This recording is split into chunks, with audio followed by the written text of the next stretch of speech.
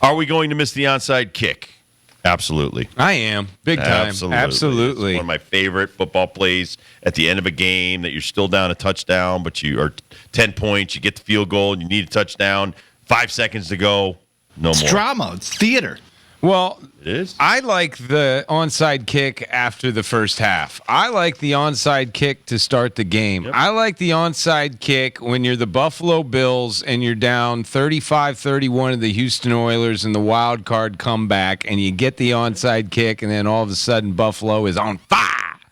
I just feel like the stats that I hear all the time about, well, since 1995, an onside kick has only been recovered once out of 127 times. Probably because it's always at the end of the game when the hands team is in and the other team is expecting the onside kick. Now, in the new NFL dynamic kickoff rules, you have to allow the team, or you have to tell the ref and tell everyone else that this is going to be an onside kick, kind of like making a tackle eligible, like we saw in the Detroit-Dallas game in the playoffs with that demise. So now the other team is going to be totally prepared for your onside kick. And these have worked in the past when they are spontaneous. The Super Bowl with the Saints and the Colts. Sean Payton comes out at halftime, gets an onside kick, totally turns momentum to the New Orleans Saints' way. I've seen the Colts do it with Pat McAfee. He was very good at creative onside kicks, but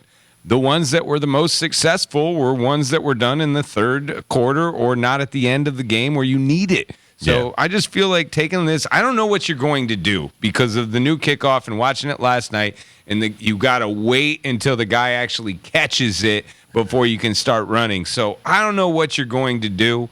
But I think you have to bring back some kind of element for the offense to get the ball back without telling the defense that it's coming. I just feel like that element of the game loses that sense of hope down 2 possessions with only a minute and a half to go, or you're a team that shouldn't beat the other team. This is when it usually happens. Like, Dibbs' team is dominant, but somehow we held this game to 7-7 at halftime. And when we come out and get the onside kick, and now we flip the possessions where we're starting the first and second half with the football, huge advantage for the underdog. And I just feel like this is kind of taking that away from the game. I'm wondering if this is going to be a trickle-down effect. Will college start with the dynamic kickoff? Then will we see high school? Then will we see middle school? And then there goes the onside kick. It is officially extinct. Are you still watching the 10,000-meter run right now? Because the United States is in third. Oh, wow. Yep. Ethiopia is in first, Canada is in second, and United States has popped into third place right now. How many laps we got to go?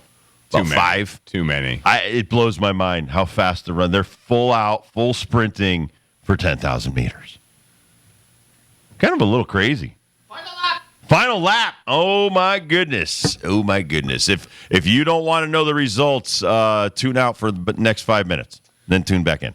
Well, the track and field has begun today, and I'm super excited about it because this is my favorite part of the Olympics. Can't wait till some of the sprinters there will be starting tonight. But we've been watching a lot of long distance here this afternoon, and the 2 miles. See the guy from Canada. Oh, the guy from the United States. I don't know. He's got to come to a photo, Dibs. We got to get the cameras out. Really? I think we may have gotten a bronze there for the United States. We got to get the cameras out, though. So we got to get the cameras out? Yeah. But it's over. Yes. Okay. Well, is that last guy finished? That last guy, he did not want anything to do with this. How did he make it in the Olympics? How many laps was that? That was a lot of laps. That was a ton. I was trying to do the math. 10,000 Unofficially, meters, it's got us for the bronze. 2 mile, 3 miles, 6 miles, 6 point something. So each mile is 4 laps, 24, about 25. Unofficially, Grant Fisher from the United States is in third. There you go. So right now, Uganda's in first, Ethiopia. I'm not even going to try to pronounce these names. Well, he's smiling. Grant Fisher, that is. So okay. It must mean he's happy to win something. He's going home. He's going home with something, folks. I've always respected cross-country marathon people. You got a special motor to be able to continue. Because you go through so many stages of pain when you're running. And I just think when you're running that far, that fast, that hard, your body's just screaming stop, and you just keep going.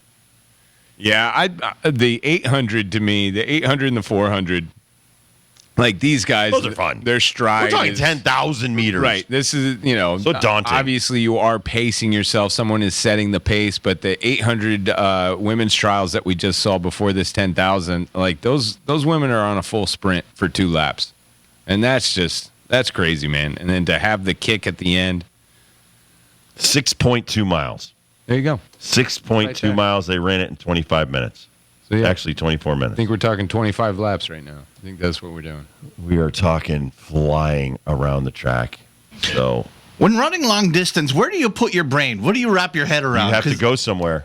Because when I had to make the mile run for soccer in high school, which I am not. I'm a good sprinter. I'm not a good mile guy. But we'd also start every practice by running a 2.5 mile apple, what we called around Southington High School, which it was death for me. I hated it.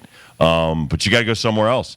And then my kids that play baseball for me now, some are at football, some are at soccer, and have been telling me that they're making these guys run like 5 miles a day. So you have to go somewhere else, wherever your happy place is, and see Chubbs and everybody else, because I see what you're saying. your brain is telling you to stop. Your brain is saying shut down. This is painful. I remember when I used to run for a half hour or 45 minutes in spring training after we did all that stuff. And when you're running in a group, I think it's a little bit easier. I have respect for the people, man. You go out there and you're like, I'm going to run 10 miles.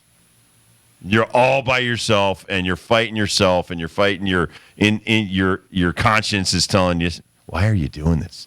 You could go home and sit in front of the TV and have a soda. You don't need to do this. I always, with that moment, running track and field in high school, especially the open 400 is a straight up sprint, and it's grueling. It's one of the toughest ones. And my first 3 steps out of blocks, I always had that thought of what the hell am I doing right now? Why am I doing that?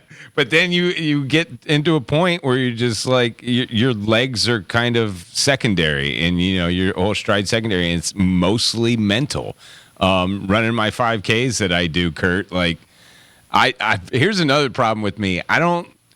I'm not used to new technology like Ashmead over here. I don't have any music going. I don't have any Bluetooth headphones or anything like that. I'm used to the Discman and the Walkman. You can't do that in the 5K. That's just too big and bulky. Yep. So I'm in there silence nowadays. And my theory here at my old age, embrace the suck. Yeah. It's going to be painful. It's going to suck. Just love it. Bring it on. I want more of that pain. I am a glutton for the pain, and I try to run myself through that pain. That's my thing. Now I'm into walking miles instead of running miles, and I do have the music, so I just got some new music would waterproof. help me, I think. What do you call them? Earbuds, earpods, whatever they're called. But then how do you do it? You have it on your phone, though, and it's in I have it your on my pocket, phone, but I right? carry my phone in my hand. I know. I can't do that on a 5K. I don't know how these people are doing this. All right, strap it to your bicep because they make I hate that. those straps. It makes a rash, and it's bulky, and again. So you're Don't like fighting that all pain. kinds of Take stuff. that pain and like it. Oh yeah. Then how I don't about like get a that fanny pain. pack? I've been thinking about that. Shove it in a fanny pack. I used to thinking do about that that. when I ran. Thinking about going fanny pack style. Used to do that when I was on my Harley. I'd stick everything in the fanny pack. Yep. So I'm thinking get about made the fanny fun pack. of. Fanny packs are back in a big way now. They're not fanny anymore. They strap across your chest and stuff like that. Everybody's like, hey, Lita Gula. I got one. Got one It's of those. not around my waist. It's around my, in between my It's chest. like Rambo, wearing a big thing of bullets. Oh, dude. That's what I think. Even though you don't need it, or else maybe a bear chase, you put a big knife there. In the 5K? Yeah, in the 5K. Intimidation. Look at that guy, man. That's I like Rambo. I like this. Look at John Rambo That over guy's there. he's gonna try and run real fast to get away from you, and he's gonna burn out. Headband, eye black, green paint on my face, little camo action. This guy's in the wrong race. Then just He should be scream on Survivor. right before the race starts. Ah! All right, I'm ready. Primal Hold scream on. had to be done. Let me sharpen my boa knife before I start running. All right, our favorite segment of the week, Who We Got, coming up next.